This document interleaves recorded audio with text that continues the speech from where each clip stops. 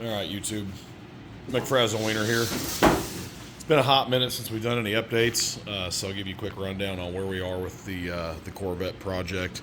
I really didn't touch this thing for about 6 months. I got frustrated and a little, upset, and just lost motivation to mess with it, and just walked away from it. Took a break from it for a little while, and here in the past couple weeks made really good progress on getting it back together. The front end remounting is not done, and obviously the body work is not done. Good morning, Kentucky. So a little bit of a change of plans. We're just going to get this thing in primer and send it for now. And, for now will end up being probably several years. It'll probably just be in primer for a while. But the good news is the 532 is in it. It runs again. The car runs again. I mean, nothing happened to the motor. The motor's brand new, but it's all ready to go. I was actually going to go cruise this thing and just raw dog it around town like this the other day.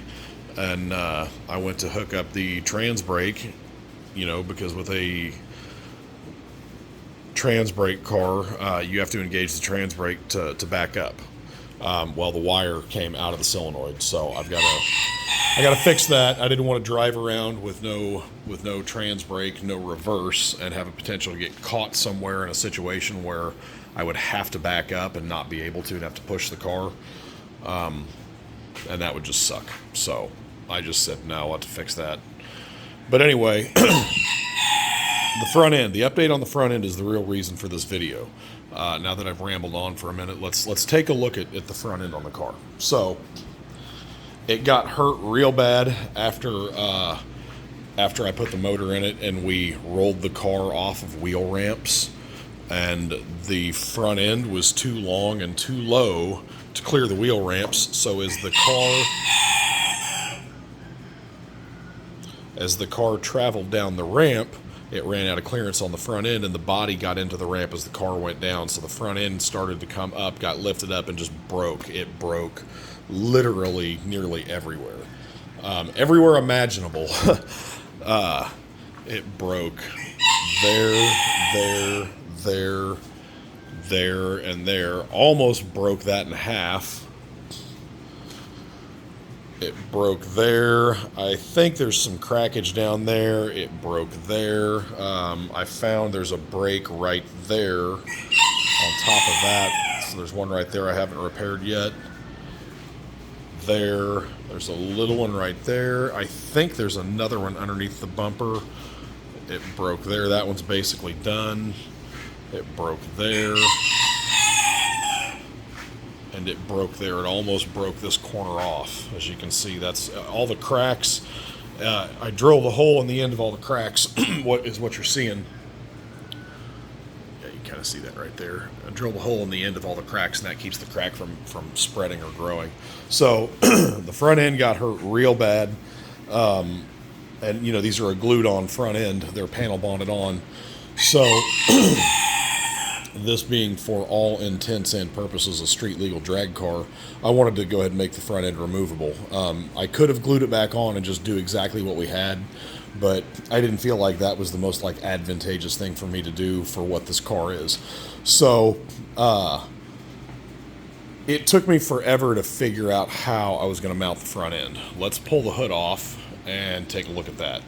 Okay, so we need more light. Okay, so what we have, this is actually the radiator mount right here. This bar right here is the base for all things mounting the front end with this tube system.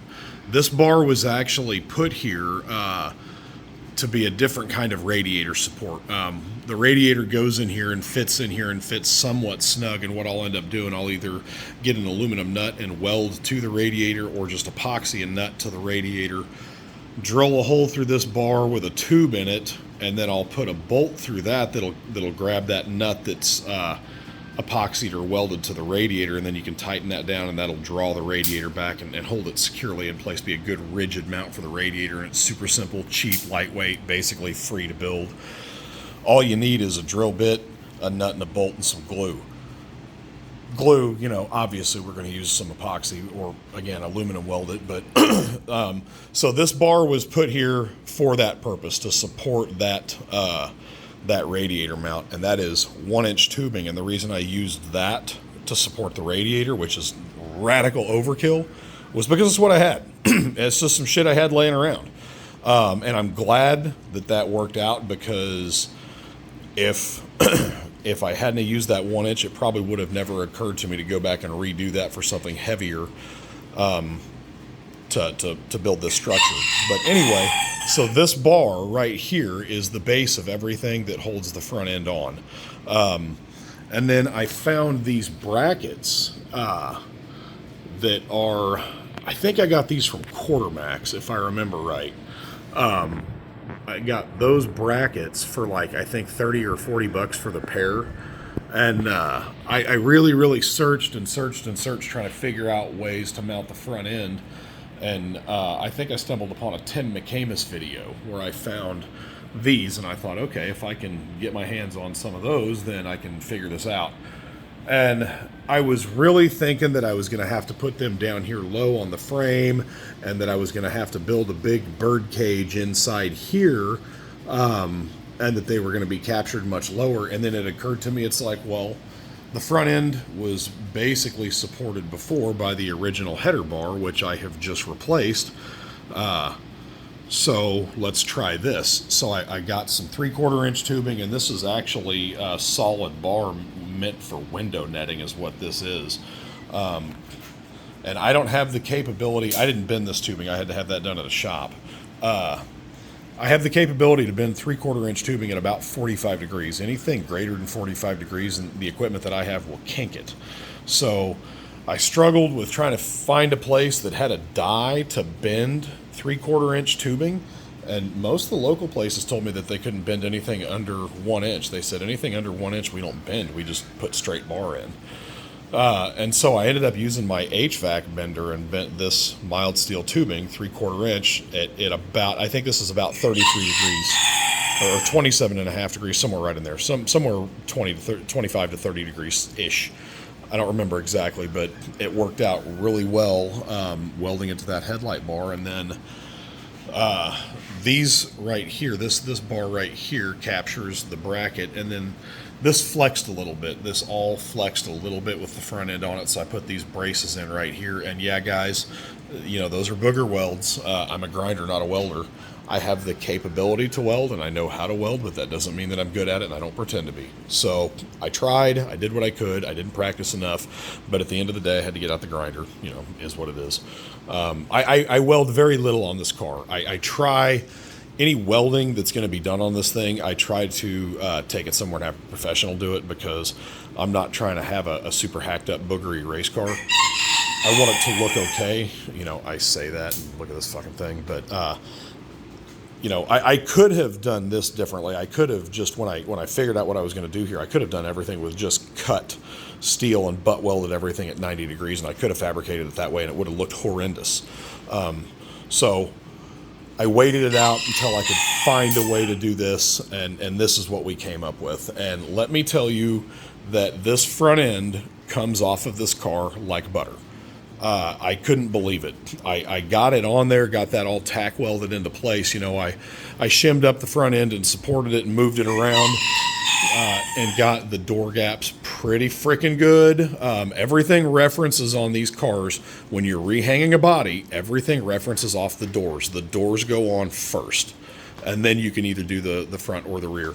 But the door gaps, considering that's a very hurt front end, and that is not the original front end to this car. But back to that in a second. But the door gaps came out really pretty freaking decent. Good enough to where it's good enough for the chicks I do. And that side, you know, we still got a little fitting. This side, they did something really different when they replaced this front end before. There was a large gap here. I'm not sure. This thing took a hit, I think. And I don't know if this got moved around or what, but what they did to repair that gap is they just body fillered that in on the back side of it. So the fender was glued down, and then they just really built this up. I think they've cut this, actually. That looks like that may have been cut a little bit compared to the other side. And so they body fillered that in. Yeah, that's definitely been cut over there. I didn't realize that until just now. And so that gap's funky. So it might, I'll do my best with it. It's, it's not a show car. I don't want it to look like shit, but, this car has wheel stood a couple of times and banged itself around. So, it's got a rough body on it now. But anyway, the front end on this thing, it just, I was shocked when I asked my wife, she's helped me set it on and off without the bracketry in place. I was just supporting it with boards underneath it, while I fit everything. But I asked her to help me take it off, and we grabbed a hold of it, and it just slides right off perfectly. Getting it back on, there's no tricks to it. It's not a chore or a task. It does take two people, and you have to finagle it. It kind of has to spread a little bit as it goes around the fender. The body is very round right there, and so, the widest part of the fender is out here, and the narrowest part is down here and up here. And that narrow part here, as it slides down over the body, you gotta wiggle it around, but it goes back together great. So now that I have that done, I'm gonna clean up the welding a little bit more, try and make it look as good as I can. We'll get that in some rattle can paint, perfecto. And then there is a rear mount body kit. I'll use Zeus fasteners. If you don't know what a Zeus fastener is, it's a two-piece fastener. Here's the bottom, and here's the top. That's a quarter turn 90, and that thread in there goes in there and engages that wire. And as you twist that down, that locks into that little detent right there, and it holds those two pieces together. So we'll put probably a Zeus fastener here and here before and after the firewall, and then down here, because the fenders are a little floppy, we'll put some probably right down in here somewhere, and there's pretty easy ways to capture that in there. And then that's the front end mounted. So this weekend I am going to mad attack the bodywork on this thing. All the places that have been repaired are going to start getting sanded down and getting body fillered now that the front end is, for the most part, done coming on and off 1,000 times. I can start getting this ready, at least roughed in, getting this stuff smoothed down. We'll get this crack in here repaired, getting this sanded down, things like that. And get this ready to shoot in primer. I have fiberglass, not fiberglass, what is it? I have, it's G2 high build. It's a type of high build primer. I can't remember. Anyway, it's a high build primer meant for fiberglass cars. I have to show you the can. I can't remember exactly what it's called. But I've got that in gray, and I've also got some PPG white epoxy that is left over from the Chevelle. I could do that, so I could either do this in gray primer or white primer, but whatever primer color it goes in is how it's going to sit for a while. The bumpers, I'll sand those down. Chrome's going away. Those are going to go in black. Get that cleaned up down there. I haven't decided if I'm going to put the rocker panels back on it or not. Might do side pipes. But anyway, that's the deal with the front end. That's the deal with the Corvette. So as soon as the fab work is done and this thing is back in one color, and I get, I've got some things to address. I got to put a new radiator in it. It needs new rubber all the way around. Got to fix that transmission reverse, the wire for the solenoid for the trans brake. We'll check the fluid in the rear end and just give it a quick nut and bolt check. But, really, I could go drive this car like this weekend if I can get that transmission wire fixed. I don't know if I'm going to make a race in 2025, because that's mostly because of the rear tires. I am making a mad scramble right now trying to come up with money for a motor for the Chevelle. I have one found. I have a deal made with a guy. I have no money, but I have money coming. So I'm going to try and make a scramble to acquire that. That money will prevent me from buying new rubber for this. But a deal like what I have in the works for the Chevelle is kind of a once-in-a-lifetime deal, so I can't pass it up. Anyway, I'm out of here. This is the update. As soon as we get this thing back on the ground, we're back on Project Chevelle. So, later, gang.